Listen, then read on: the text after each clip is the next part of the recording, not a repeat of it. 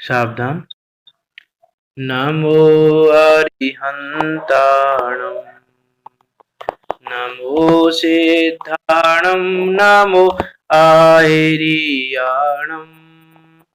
नमो वज्रायाणं नमो लोहे सबसाहुणं मंगलम भगवान वीरो मंगलम गौतमो गणी मंगलम कुंद कुंदार्यो जैन धर्मोस्तु मंगलम सर्व मंगल मांगल्यम सर्व कल्याण कारकम प्रधानम सर्व धर्माणां जैनम जयतु शासनम जैनम जयतु शासनम मंगलमय मंगल करन वीतराग विज्ञान नमो ताहि जाते भय अरिहंतादि महान करि मंगल करियो महा ग्रंथ करन को काज जाते मिले समाज सब पावे निज पद राज सो निज भाव सदा सुखद अपनो करो प्रकाश जो बहुविधि भव दुखानि को करियह सत्यानाश करियह सत्यानाश। देव सास गुरु की आचार्य कल्प पंडित श्री टोडरमल जी,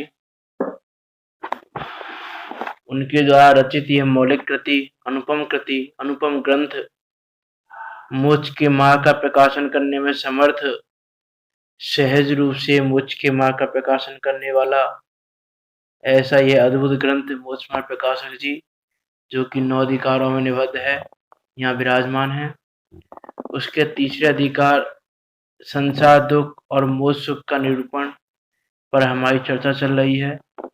इसमें पंडित टोडरमल जी ने इसी जीव की जो अनादि से भूल चली आ रही है, उस भूल की ओर ध्यान दिलाया है।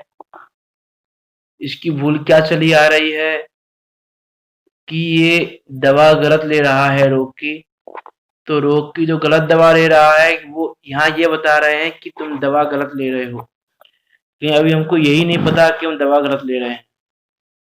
तो वो गलत दवा जो ले रहे हैं वो कौन सी ले रहे हैं और वो गलत क्यों है, कैसे है वो गलत। हमको सही लग रही है वो दवा, लेकिन हमको दवा सही लगते हुए भी वो दवा वास्तव में सही नहीं है। उसकी वो पंडित टोडरमल जी ने इस तीसरे अधिकार के माध्यम से ध्यान दिलाया है। तो उस पर हमारी चर्चा चल रही है, जिसमें सबसे पहले कर्मों की अपेक्षा जीव को जो दुख है उनमें 4 घातीय कर्म पे चर्चा हो गई और घातीय कर्मों में वेदनीय कर्म पे चर्चा हो गई। उसके बाद आयु कर्म पे हमारी चर्चा चल रही थी। आयु कर्म का क्या सीन है कि आयु कर्म इसके निमित्त से जीव पर्याय को धारण करता है और जब तक ये आयु कर्म रहता है तब तक उस पर्याय में बना रहता है, और जिस समय ये आयु कर्म नष्ट हो जाए उस समय इस पर्याय को छोड़ना होता है। ये आयु कर्म की व्यवस्था है। लेकिन इस जीव को पर्याय को धारण करना तो अच्छा लगता है, लेकिन पर्याय को छोड़ना अच्छा नहीं लगता, क्योंकि उस पर्याय को इसने ये माना हुआ है कि यही मैं हूं, और ऐसा मानकर प्रत्येक समय उन पर्यायों को अपने पास रखना चाहता है।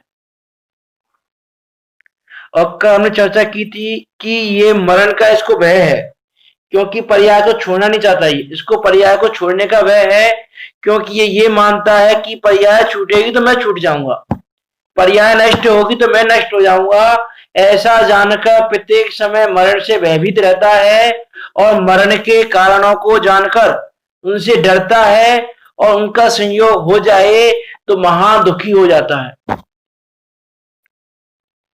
और ऐसा होकर ये फिर उपाय करने लगता है कि किस प्रकार मैं मरण के कारणों से दूर रहूं। तो उपाय क्या करता है ये जीव, कि उसका उपाय यह करता है कि मरण के कारणों को दूर रखता है अथवा स्वयं उनसे भागता है। कि मरण के जिन कारणों को जानता है कि इन कारणों से मरण हो जाएगा, उन कारणों को दूर रखता है अथवा उनसे भागता है, स्वयं उनसे भागता है। कि एक तो कारणों को दूर रखेगा, और कारण यदि पास में आ रहे हो, संयोग हो गया हो, तो जैसे अपने आप को दूर रखा जाए वैसे दूर रखता है कि मरण ना हो जाए। इसलिए कि वो ये जानता है, देखो मरण के कारणों को दूर रखने के पीछे उसका प्रयोजन क्या है, उसकी मान्यता क्या है मरण के कारणों को दूर रखने के पीछे, कि वो ये मानता है कि मरण के कारणों से मेरा मरण होगा, और यदि मरण के कारणों को मैं दूर रखूं तो मेरा मरण नहीं होगा। ऐसा वो मानता है, उसकी मान्यता ऐसी है। इसीलिए वो मरण के कारणों को दूर रख के अपने मरण को दूर रखना चाहता है, मीन्स अपने मरण से अपने आप को बचाना चाहता है कारणों को दूर रख के। लेकिन यहां ये विचार नहीं करता कि जो मरण हो रहा है वो मरण के कारणों से नहीं हो रहा है, क्योंकि लोक में हम प्रत्यक्ष देखते हैं कि बिना कारण से भी लोगों की मृत्यु हो जाती है। बिना कारण से, कोई कारण नहीं होता, नहीं फिर मृत्यु हो जाती है। मृत्यु हो जाती है या अपना जीवन समाप्त कर लेते, तो कुछ भी हो, अपना जीवन समाप्त किया तो उनकी भी आयु क्रम इतना ही था, तो अपना जीवन समाप्त कर लिया उन्होंने, उस समय निमित्त बन गया ऐसा। लेकिन जिन कारणों को हम मरण के कारण जानते हैं, सिर्फ वही कारण मरण के कारण नहीं है, ऐसे भी कारण मरण के कारण हो जाते हैं जिनको मरण के कारण नहीं जानते। विचार करके देखें, प्रत्यक्ष दिखाई देता है कि कोई व्यक्ति चल रहा है खूब अच्छे से, चलते चलते गिर गया और डेथ हो गई। क्या हुआ उसको, कौन सा कारण मिला उसको? चलते चलते उसको हार्ट अटैक आ गया, या ठोकर खा के गिर गया, मर गया। तो चलना मरण का कारण है क्या? कि नहीं, चलने से मरण कोई ना होता है, लेकिन उसका वो चलना ही उस समय मरण का कारण बन गया, है ना। जैसे कल भी हमने बात की थी, वे लक्ष्मण को न्यूज मिली, लक्ष्मण को उन्होंने कौतूहलवश देवताओं ने ये खबर फैला दी कि राम का मरण हो गया। तो ये न्यूज मरण का कारण है क्या? न्यूज तो मरण का कारण नहीं है।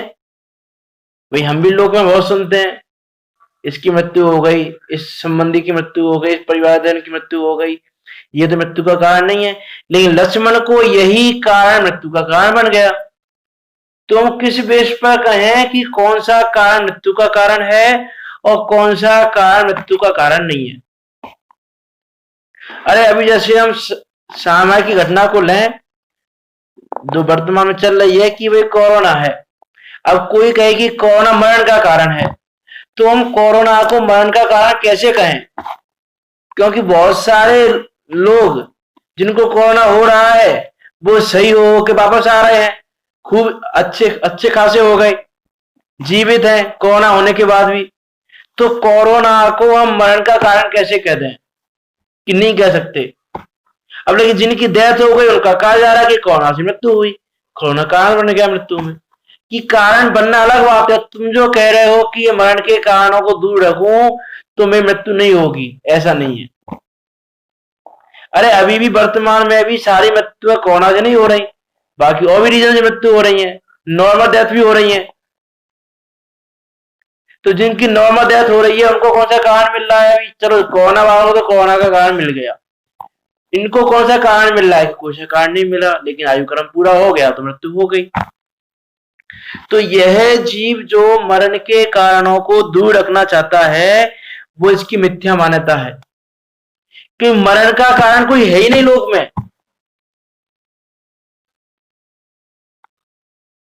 क्योंकि मरण का कारण तो आयु कर्म का क्षय है, दूसरा कोई कारण है ही नहीं मरण के कारण का। लेकिन आयु कर्म के क्षय का विचार नहीं करता और बाहर के सारे कारणों में लगा रहता है। इस कारण को अपनाओ तो रोग दूर हो जाएगा, इस कारण को अपनाओ तो ये दूर हो जाएगा।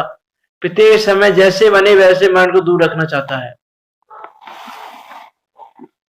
मरण को दूर रखने की चाह करे, मरण के कारणों को दूर रखे, लेकिन मरण होना या ना होना वो भवितव्य अधीन है, वो हमारे अधीन नहीं है, वो मरण के कारणों के अधीन नहीं है। अरे जिस समय जिसकी मृत्यु हुई उस समय वहां जो हुआ उसको कारण बना दिया जाता है, किस कारण से हो गई। तो उसका उपाय यह करता है कि मरण के कारणों को दूर रखता है अथवा स्वयं उनसे भागता है, तथा औषध आदि साधन करता है, किला कोट आदि बनाता है, इत्यादि उपाय करता है। सो ये उपाय झूठे हैं। कि ये क्या करता है? औषध आदि का साधन करता है कि औषधि लेने से, दवा लेने से मेरा मरण नहीं होगा, ये दवा सही तरह से सही समय पर ले ली मैंने तो मेरी मृत्यु टल जाएगी, इसलिए औषधि आदि का उपाय करता है। बड़े बड़े डॉक्टरों को दिखाता है, छोटे डॉक्टरों को बस का तो है नहीं रोग, तो बड़े डॉक्टरों को दिखाता है कि बड़े डॉक्टरों को दिखाओ, औषधि अच्छी मिलनी चाहिए, औषधि दवा अच्छी मिलेगी तो मेरा मरण दूर हो जाएगा। लेकिन औषधि मरण से बचाने वाली नहीं है। जिसका आयु क्रम पूरा होना हो उसको औषधि भी कुछ नहीं करती। अरे लोग हॉस्पिटल में ट्रीटमेंट लेते लेते डेथ हो जाती है लोगों की, कैसे हो गई?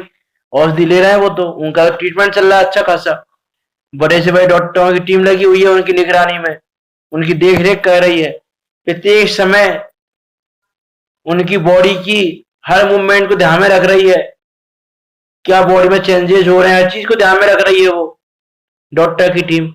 लेकिन उस ट्रीटमेंट के काल में ही उसकी डेथ हो जाती है। तो औषधि को हम बचाने का कारण कैसे माने? उस ट्रीटमेंट को, उस इलाज को हम बचाने का कारण कैसे माने? कि नहीं मान सकते। कि कारण जब मानते जब हॉस्पिटल में ट्रीटमेंट लेते लेते आज तक किसी की डेथ ना हुई हो तो हम मान भी लें कि चलो भाई ट्रीटमेंट हमारे जीवन का कारण है, मृत्यु का कारण नहीं है, बचाने वाला है मृत्यु से। लेकिन जब ट्रीटमेंट लेते लेते अस्पतालों में डेथ हो जाती है लोगों की, तो कैसे माने हम कि अस्पताल या औषधि या डॉक्टर बचाने वाले हैं? कि अरे जब आयु क्रम शेष रहता है तो जीव बच जाता है और आरोप आ जाता है हॉस्पिटल पे, डॉक्टर्स पे और दवा पे। और जब आयु क्रम पूरा होना हो तो ना औषधि काम आती है, ना डॉक्टर काम आते हैं, ना हॉस्पिटल काम आते हैं, ना किसी की सेवा काम आती है। लेकिन उपाय क्या करता है? औषध आदि का साधन करता है कि औषधि मिले तो सही हो जाए, लाखों रुपए खर्च करके औषधि मिले तो मिले, जैसे मिले तैसे, लेकिन सही होना चाहिए इंसान। लाखों रुपए खर्च करके भी बड़े से बड़े हॉस्पिटल दिखाना चाहता है, बड़े से बड़े हॉस्पिटल में जाएंगे तो हमारा मरण बच जाएगा। कि भैया जिस बड़े से बड़े हॉस्पिटल तुम जा रहे हो उस बड़े से बड़े हॉस्पिटल में भी आप पता करके देखें कि हॉस्पिटल में किसी की डेथ हुई कि नहीं हुई आज तक उसमें। कि बड़े से बड़े हॉस्पिटल में भी बड़े से बड़े डॉक्टर के द्वारा भी मरीजों की डेथ हुई है, नहीं बचाया जाए मरीजों को, नहीं बच पाए मरीज। तो हम किसके भरोसे बैठे हैं कि बड़ा हॉस्पिटल हमारी मृत्यु को बचा देगा? कि पॉसिबल नहीं है। तो उपाय क्या करता है? औषध आदि के साधन करता है, किला कोट आदि बनाता है, बड़े बड़े किला बनाता है। जैसे राजा होते थे, बड़े बड़े किला बनाया, दीवार को ऐसी अभेद बना दो जिसको कोई भेद ना सके, चारों तरफ खाई बना दो जिससे कोई आ ना सके, अनेक प्रकार की जितनी सुरक्षा हो सकती है वो सारी सुरक्षा लगाता है। मेरे चारों तरफ हर समय अंगरक्षक रहने चाहिए, किसी बाहरी व्यक्ति का प्रवेश नहीं होना चाहिए, ऐसा नहीं होना चाहिए, ऐसा नहीं होना चाहिए, अनेक प्रकार की मी सारी सुरक्षा करता है। फिर भी आज तक कौन सा राजा जीवित रहा? इतनी सारी सुरक्षा व्यवस्थाओं के बीच में रहते हुए भी उसका मरण हो गया। तो हम ये कैसे माने भैया किला कोट बनाने से जीव का मरण बच जाता है। कि जब तक आयु क्रम शेष है तब तक किला कोट ना भी हो तो भी उसको कोई मार नहीं सकता, और जब आयु क्रम नष्ट होने वाला हो तो किला कोट भी काम नहीं आते। विचार करके देखें। तो ये हम जो उपाय कर रहे हैं औषधि आदि के, किला कोट आदि बनाने के, इत्यादि उपाय करता है, सो ये उपाय झूठे हैं, ये किसी प्रकार भी सच्चे नहीं है। सच्चे क्यों नहीं है? कि सच्चे इसलिए नहीं है कि जिन्होंने इन उपायों को लिया, जिन्होंने इन उपायों को ग्रहण किया, उनका भी मरण हो गया, उनका भी जीवन बचा नहीं, उनकी भी पर्याय का नाश हो गया, उनकी भी ये पर्याय मिट गई, अगली पर्याय में चले गए वो भी। तो जब वो उपाय को लेने वाले चले गए तो ये उपाय सच्चा नहीं है। अरे जिस दवा को खाकर बहुत सारे लोगों की डेथ हो गई वो दवा सच्ची नहीं है।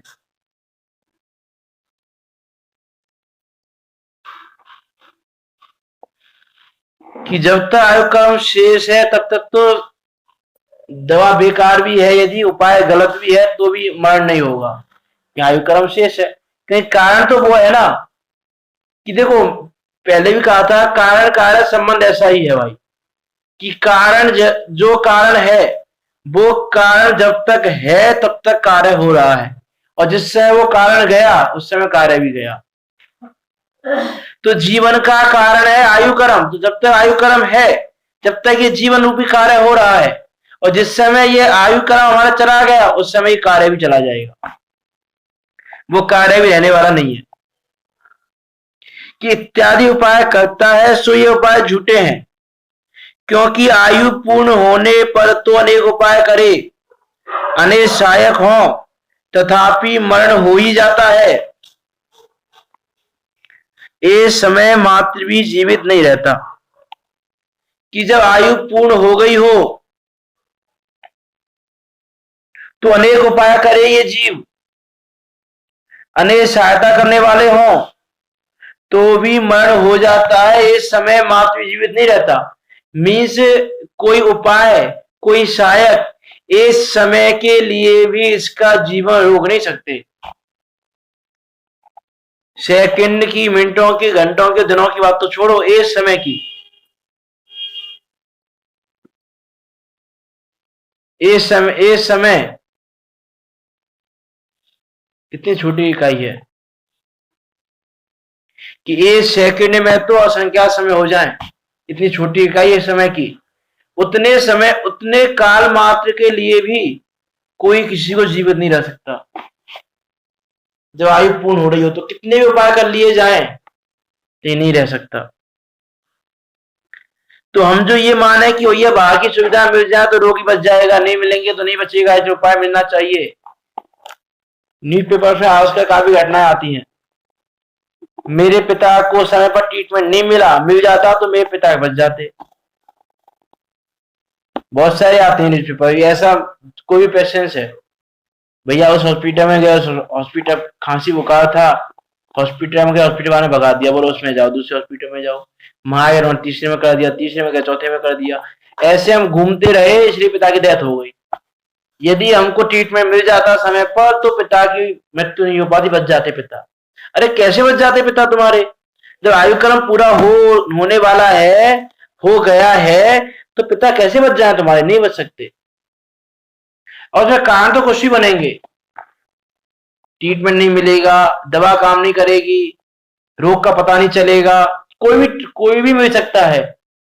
रीजन तो अनेकों हो सकते हैं, क्योंकि जिस रीजन को हम रीजन कह रहे हैं, जिस निमित्त को, निमित्त तो कोई भी हो सकता है, कहीं भी हो सकता है निमित्त तो। कि उसके पिता की डेथ हो गई, कि उसको एक हॉस्पिटल दूसरे हॉस्पिटल जाना पड़ा, ट्रीटमेंट नहीं मिला, तुमने इसी को निमित्त कह दिया, इसके कारण मृत्यु हो गई। उसको हॉस्पिटल मिल जाता, ट्रीटमेंट हो रहा होता तो मृत्यु हो जाती, तो भैया इसका इलाज नहीं मिला इसलिए मृत्यु हो गई। तो निमित्त तो कुछ भी मिल जाता है, कुछ भी बन जाता है निमित्त तो। क्योंकि इसलिए कहते हैं ना कि निमित्त नाम को कोई चीज ही नहीं है। क्यों कहते हैं कि निमित्त तो क्या है? जो कार्य जब हुआ, जहां पे हुआ वहीं उसको निमित्त कह दिया। निमित्त, निमित्त की डेफिनेशन क्या है? निमित्त की डिफाइन क्या करें? निमित्त को डिफाइन कैसे करें? निमित्त को डिफाइन, निमित्त कोई चीज तो है नहीं भैया, जो जिस समय मिल जाए, जो अनुकूल हो जाए उस कार्य में, उसको निमित्त कह दिया।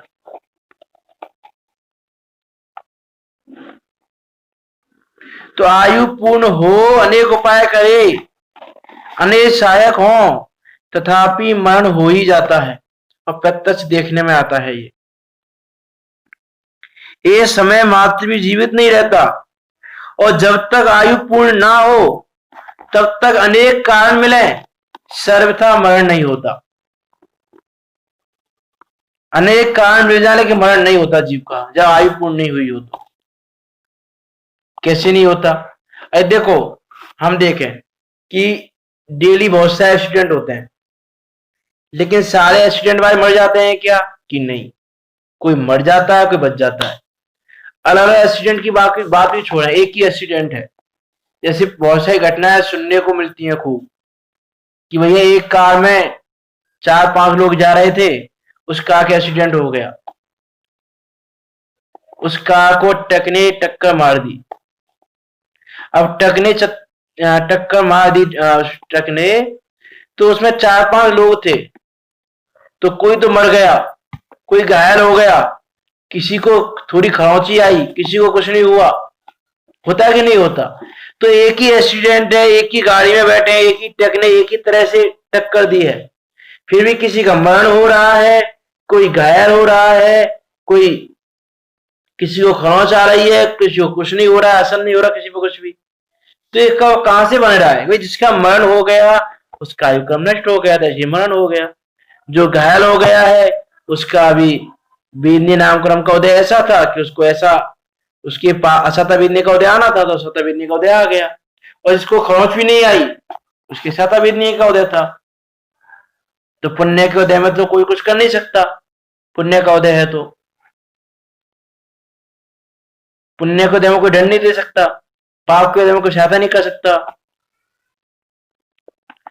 प्रार्थना उन्हें पापोदय में नहीं सहा का निमित्त बने कोई, और पुण्योदय में नहीं दंड का भी निमित्त होई। तो प्रत्यक्ष देखने में आता है कि एक ही घटना है, एक ही घटना में एक व्यक्ति की मृत्यु हो जाती है, दूसरे की मृत्यु नहीं होती। और हम देख रहे हैं, जैसे मान लो कोई व्यक्ति है गलती से ऊपर से कूद गया, 4th फ्लोर से, 5th फ्लोर से, और कोई फ्लोर से कूदा हो, तो पता चला वो 5th फ्लोर से कूदने के बाद भी मरा नहीं, उसकी डेथ नहीं हुई, थोड़ा बहुत लग गई, कोई हड्डी वगैरह टूट गई, लेकिन मरण नहीं हुआ।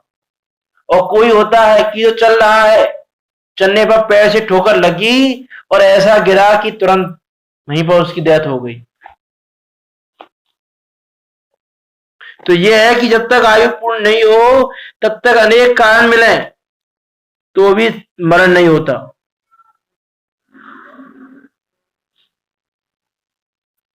कि आयु पूर्ण हो रही हो तो कितने उपाय करना है तो बचना नहीं होता, और आयु पूर्ण नहीं हो तो कितने भी कारण मिल जाए तो भी मरण नहीं होता।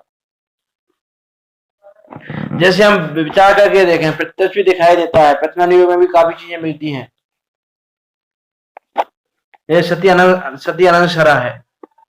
अब सती अनंत सरा जंगल में पहुंच गई, जंगल में उसको जो घटना घटी कि वे उसको हड़के ले गया, उसको जंगल में छोड़ दिया उसने। अब उस जंगल में खूब जंगली जानवर रह रहे हैं, हिंसक पशु रह रहे हैं, लेकिन फिर भी वो लंबे टाइम तक जीवित रही जंगल में। और जब आयुक्रम पूरा होने को आया तो एक अजगर निकल लिया उसको। अरे यदि वो जंगल ही मरण का कारण होता तो इतने समय तक कैसे जीवित रहती वो वहां पर? कि उसका आयुक्रम शेष था, तो ये हिंसक पशु भी कुछ नहीं कर पाए। और जब आयुक्रम पूरा होने को आया तो अजगर निकल लिया। तो व्यवस्था कहां की व्यवस्था है? कि आयुक्रम की व्यवस्था है। आयु पूरी हो रही हो तो अनेक उपाय करने पे बचना नहीं होता, और आयु हो तो अनेक कारण मिलने पर भी मृत्यु नहीं होती।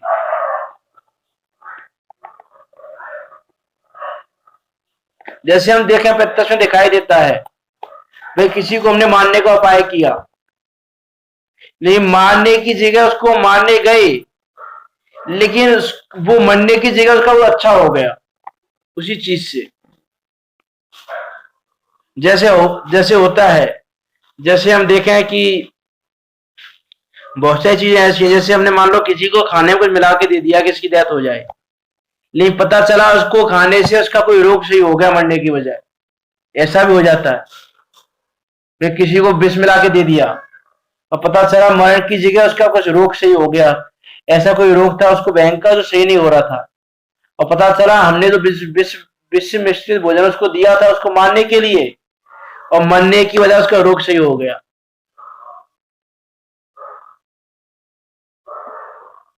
ऐसी अनेकों चीजें मिलती हैं, जानने में समझने में आती हैं,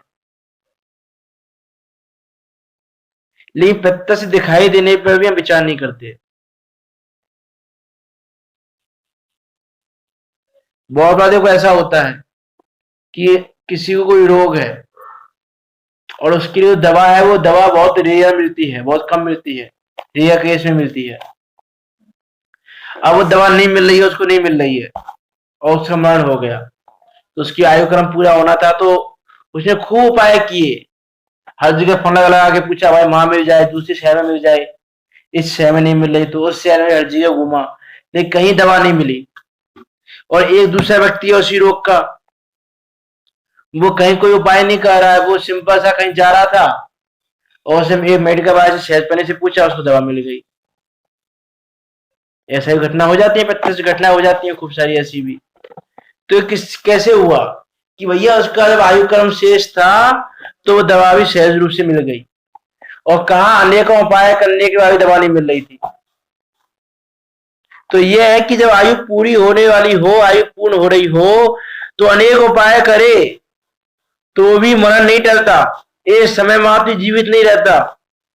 और जब आयु पूर्ण नहीं हुई हो तो अनेक कारण मिले, सर्वथा मरण नहीं होता।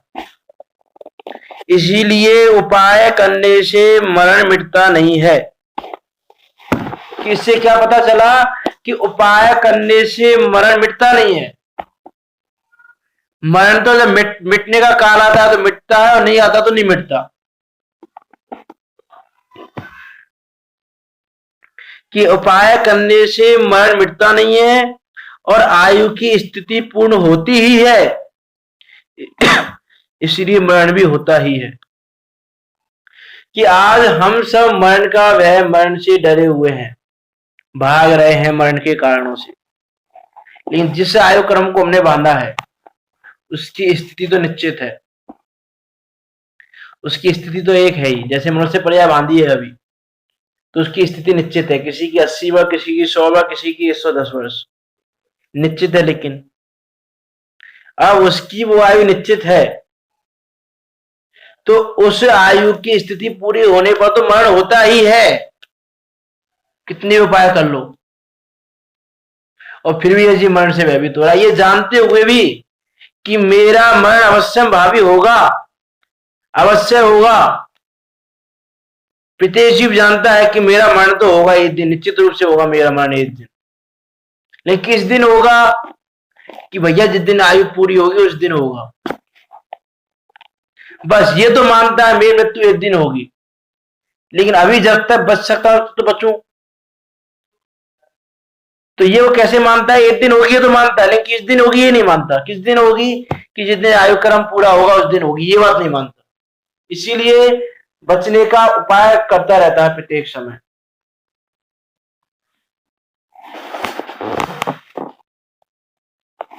इसीलिए उपाय करने से मरण मिटता नहीं है तथा आयु की स्थिति पूर्ण होती ही है, इसलिए मरण भी होता ही है। इसका उपाय करना झूठा ही है।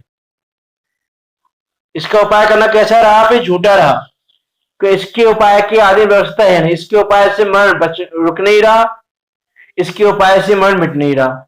मीन्स इसके उपाय से मरण बच नहीं रहा और कारणों को मिलने से मरण मिट नहीं रहा। इसका अर्थ है कि उपाय जितने हम कर रहे हैं वो सारे उपाय कैसे झूठे हैं, तो इसका उपाय करना झूठा ही है। इसका उपाय करना किसी प्रकार भी सच्चा नहीं है। तो भी क्या उपाय किए जाए ये मृत्यु नहीं हो? कोई तो उपाय होगा। कि उपाय तो कहां पे होगा? आयु कर्म में करना पड़ेगा उपाय को। बाहर के उपायों को करने से तो नहीं होने वाला। मरण हो किससे रहा है? कि आयु कर्म का नाश होने पर मरण हो रहा है, और नए आयु कर्म को बंधने पर अगली जन्म हो रहा है, और वो जन्म ही मरण का कारण है। ये का पहले बताया था ना कि जन्म हुआ है किसी का तो मरण तो अवश्य होगा, है ना? तो जन्म तो मरण का ही कारण है। तो जो मरण के एक्चुअल में कारण है, उन कारणों को दूर करने पर मरण दूर हो सकता है। अब वो कारण क्या है उसकी बात करते हैं। तो देखो यहां कह रहे हैं कि इसका उपाय करना झूठा ही है, तो सच्चा उपाय क्या है? तो सच्चा उपाय क्या है कि सम्यक दर्शन आदि से पर्याय में अहम बुद्धि छूट जाए। स्वयं अनादि निधन चैतन्य द्रव्य है, उसमें अहम बुद्धि आए, पर्याय को स्वांग समान जाने, तब मरण का भय नहीं रहता। कि सम्यक दर्शन आदि से पर्याय में अहम बुद्धि छूट जाए, कि जो इस पर्याय में अहम बुद्धि है कि ये पर्याय ही मैं हूं, ये अहम बुद्धि जब छूट जाए, जब ये बुद्धि छूट जाए कि जो बुद्धि इसकी हो रही है कि भैया तन उपजत अपनी उपज जान, तन नसत आपको नाश मान, ये जो इसकी बुद्धि है, ये बुद्धि जब इसकी दूर हो जाए कि तन की उत्पत्ति से मेरी उत्पत्ति नहीं होती और तन के नाश होने से मेरा नाश नहीं होता, ऐसी मान्यता जब उसकी हो जाए, ऐसी बुद्धि उसकी जब हो जाए, वो बुद्धि कब होगी? कि जब इस शरीर के प्रति उसकी अहम बुद्धि छूटेगी। यही शरीर के प्रति अहम बुद्धि नहीं छूटेगी तो शरीर की उत्पत्ति अपनी उत्पत्ति मानेगा और शरीर के नाश में अपना नाश मानेगा, और प्रत्येक समय शरीर को बचाने का पुरुषार्थ करता रहेगा। लेकिन यहां कह रहे हैं कि सम्यक दर्शन आदि से पर्याय में अहम बुद्धि छूट जाए, स्वयं अनादि निधन चैतन्य द्रव्य है, उसमें अहम बुद्धि आए कि मैं कौन हूं? मैं अनादि निधन चैतन्यमयी द्रव्य हूं, ज्ञाता दृष्टा रूप हूं, अनादि अनंत हूं, मेरा कोई प्रारंभ नहीं, मेरा कोई अंत नहीं, मेरा जन्म हुआ नहीं आज तक, मेरा मरण होगा नहीं कभी, मैं तो अनादि निधन हूं, ना मेरा अंत होने वाला है ना मेरा जन्म होता है, मैं तो सदा काल हूं, सदा का ज्ञाता दृष्टा रूप हूं। ये पर्याय मेरी नहीं है, चाहे मनुष्य पर्याय हो, चाहे तिर्यंश पर्याय हो, चाहे नाग की पर्याय हो, चाहे देव पर्याय हो, कोई सी भी पर्याय मैं नहीं हूं।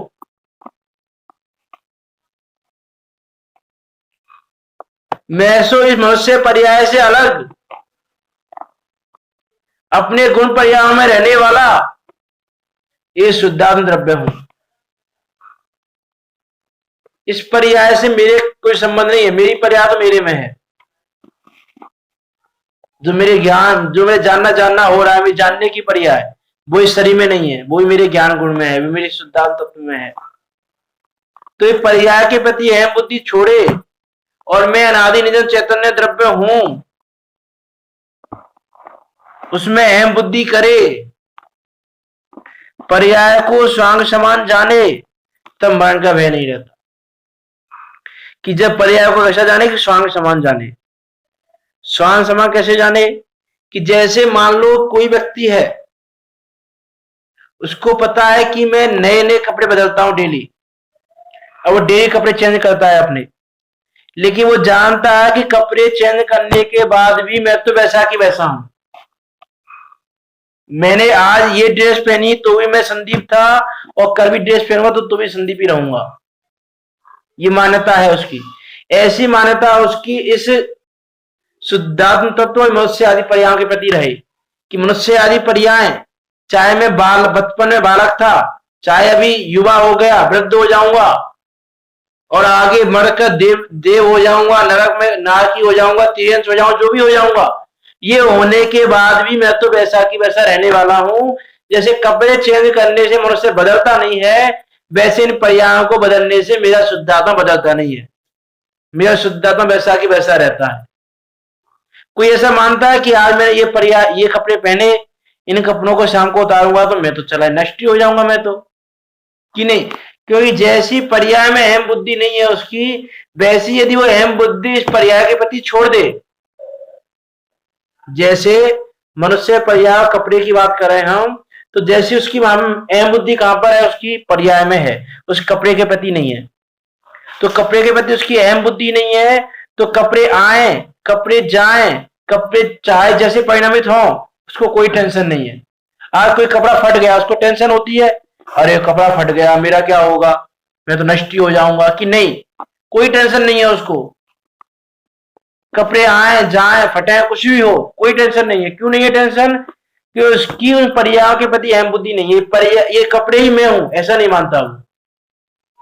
तो वैसी अहम बुद्धि वो यहां छोड़े कि ये शरीर में नहीं हूं। जब उसकी अहम बुद्धि ऐसी रहेगी तो शरीर आए, शरीर जाए, शरीर जैसा चाहे परिणामित हो, उसको कोई टेंशन नहीं रहेगी कि मैं तो सदा का रहने वाला हूं, ये वो जानेगा। तो वो अहम बुद्धि छूटे तो मरण का भय दूर हो, नहीं तो जब तक नहीं होगा। जैसे हम देखो एक एग्जाम्पल और देखें, जैसे मान लो कोई प्ले कर रहा है कहीं पर, मान लो कहीं पर रामायण का प्ले हो रहा है। अब वहां रावण बना हुआ है जो जीव, अब वहां स्टेज पर युद्ध चल रहा है, युद्ध दिख रहा है स्टेज पर, लक्ष्मण और रावण के बीच में युद्ध हो रहा है। तो भी उस व्यक्ति को ये भय नहीं है कि ये तीर चलाएगा, अभी ये चक्र चलाएगा, ये भी सुदर्शन चक्र, और मेरा मरण हो जाएगा। उसको भय रहता है कि नहीं रहता भय? उसको भय क्यों नहीं रहता? और जबकि बाकी लोगों को कैसा लगता है, आप देखो अब इसकी डेथ हो जाएगी, अब इसका मरण होने वाला है, अब सुदर्शन चक्र इसके हाथ में आ गया, लक्ष्मण के हाथ में वापस, अब इसका मरण होने वाला है। किसके बल पर उसको भय क्यों नहीं रहता? क्योंकि वो जानता है कि ये वास्तव में मैं रावण नहीं हूं, ये तो स्वांग मात्र है, मैं तो जो हूं वही हूं, मैं अभी भी वही हूं, और युद्ध के इसमें जो युद्ध दिखाई दे रहा है स्टेज पर, उसके बाद ही वही रहने वाला हूं। इसलिए उसको वह मरण का भय नहीं है, क्योंकि वो उसको स्वांग भी जानता है कि स्वांग है ये, तो बस ये मेरा वास्तविक रूप नहीं है। तो ऐसा वो जानता है तो उसको मरण का भय नहीं रहता। उसी प्रकार यदि इन पर्याय को हम भी स्वांग समान जाने कि भैया ये हमारा रूप नहीं है, ये तो हमने स्वांग धारण किया हुआ है। भाई अभी कि उसने मान लो रावण का स्वांग धारण किया हुआ है, और जब रावण की डेथ हुई, पर्दा गिरा, तो वही व्यक्ति दूसरा स्वांग बना के आ गया, किसी और व्यक्ति की एंट्री हो गई उस प्ले में जिसकी अभी तक एंट्री नहीं थी, तो वही व्यक्ति दूसरा स्वांग बना के आ गया। तो वो तो जानता है कि ये स्वांग जाएगा, दूसरा स्वांग आ जाएगा, लेकिन इस स्वांग रूप में नहीं हूं, ना तो रावण में था, ना ये नया वाला जो कैरेक्टर मैंने बनाया है ये भी मैं नहीं हूं। ये वो जानता है, ऐसा जानते हुए उसको ना मरण का भय रहता है, ना किसी दूसरी विपदा का भय रहता है। और जब उसको भय नहीं रहता, मरण आदि का भय, तो वो आराम से मस्त रहता है। अरे वो उस समय युद्ध को दिखा रहा है स्टेज पर, सामने लक्ष्मण चक्र चला रहा है, तो भी उसको कोई भय नहीं है, अच्छा आने दो, कोई प्रॉब्लम नहीं है। कहीं वो जानता है कि भैया ये तो स्वांग है, मेरा मरण नहीं होने वाला। तो वैसा यहां पर यदि ये पर्याय के प्रति अहम बुद्धि को छोड़े, इस पर्याय को स्वांग समान जाने कि ये तो स्वांग मात्र है, तो मरण का भय नहीं रहता, तो उसको मरण का भय नहीं रहेगा। और यदि वो व्यक्ति ये माने अरे मैं रावण हूं और मेरा मरण हो जाएगा, अरे मेरा मरण हो जाएगा, वो भयभीत रहेगा। तो वैसे हम भयभीत हो रहे हैं प्रत्येक समय कि हमने इस पर्याय, जो ये स्वांग मात्र पर्याय है, इसको स्वांग ना मानकर इसको ही अपने रूप माना हुआ है कि यही मैं हूं, और ऐसा मानकर मरण का भय लगा हुआ है प्रत्येक समय, और दूसरा कोई भय नहीं है इसको। तो उपाय क्या है मरण के भय को दूर करने का? कि पर्याय को स्वांग समान जानकर उसमें अहम बुद्धि छोड़कर अपने अनादि निधन चैतन्य द्रव्य में अहम बुद्धि करना, ये मरण के भय को दूर करने का सच्चा उपाय है। दूसरा और कोई उपाय नहीं है सच्चा।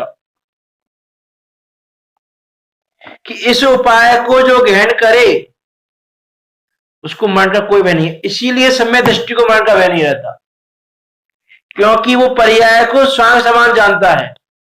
उसने पर्याय के प्रति अहम बुद्धि को छोड़ा है, उसने अनादि निधन चैतन्य द्रव्य में अहम बुद्धि की है, इसीलिए उसको मरण का भय नहीं होता।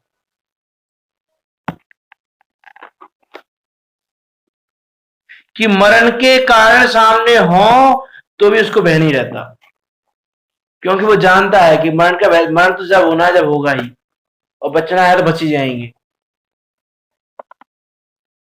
यार अनेक उपाय करने पे बचना नहीं होता, और उपाय नहीं करे तो ही बचना हो जाता है। जैसे हम देखें प्रश्नान योग के आधार पर देखें, बरांग चरित्र में देखें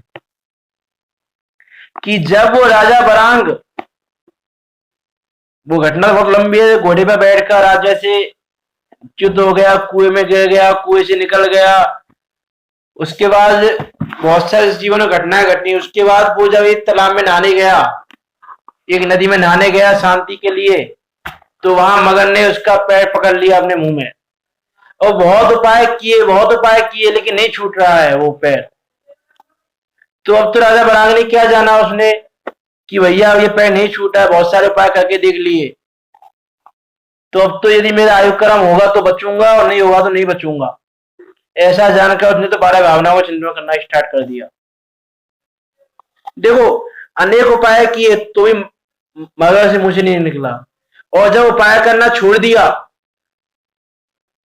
12 भावनाओं का चिंतन करने लग गया आयु क्रम का विचार करके, तो वहां एक यक्षिणी सहायता के लिए आ गई और मगर से मुंह के निकाल दिया उसको।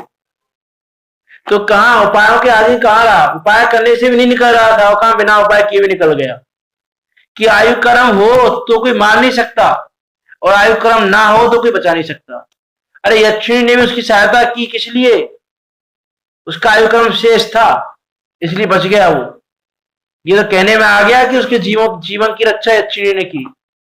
अरे उसके जीवन की रक्षा तो होनी ही थी, उसका जीवन अभी बाकी था, कि उसका आयु क्रम अभी बाकी था।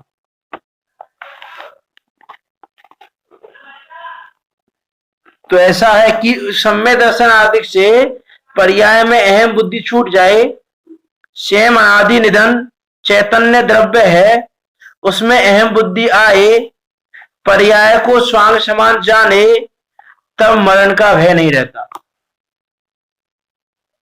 उस समय बरांग को कोई मरण का भय नहीं था, क्योंकि वो जानता था भैया आयु क्रम होगा तो बच जाऊंगा मैं अभी भी, और आयु क्रम नहीं होगा तो नहीं बचूंगा। और वो ये जानता था मैं तो अनादि निधन चैतन्य द्रव्य हूं, वो ये जानता था वो,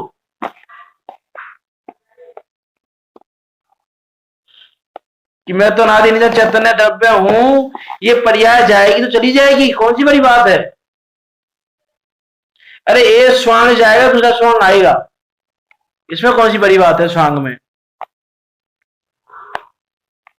ऐसा जानता था इसलिए उसको मरण का भय नहीं था। तो मरण के भय को दूर करने का उपाय एक ही है